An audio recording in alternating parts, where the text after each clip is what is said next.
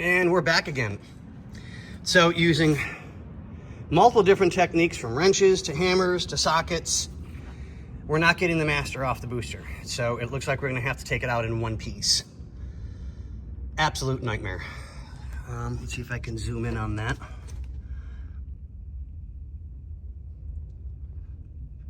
You guys can see the damage that I've already done to the nut, that it's just not coming off. So, granted, yeah, the car's got a little bit of rust on it, but not enough to do that. So, now it's time to climb underneath the dashboard, disconnect the rod, unbolt it off the firewall. I'll pull the support brace out so that I can pull everything out easier. Yeah, yay. Okay, but as you can tell, we're still being cautious. I don't want to get brake fluid all over James's car. Sorry, not happening. But, all right, ladies and gentlemen, this is going to be kind of a short one, so we'll keep you updated when I yank everything out. All right, we'll see you guys on the next one. What are you doing down there? I'd love to say I'm having an amazing time, but I'm not. I'm attempting.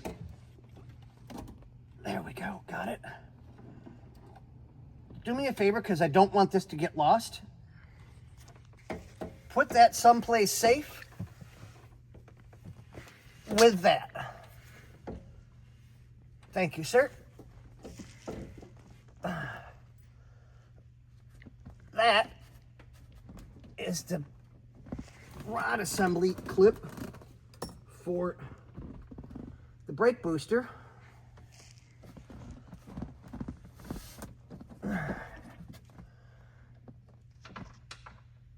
Oh, don't ask me to, damn it.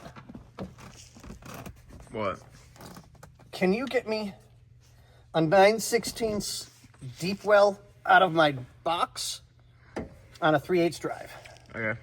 But on that note, ladies and gentlemen, we're going to pause this for a minute so he can bring me tools.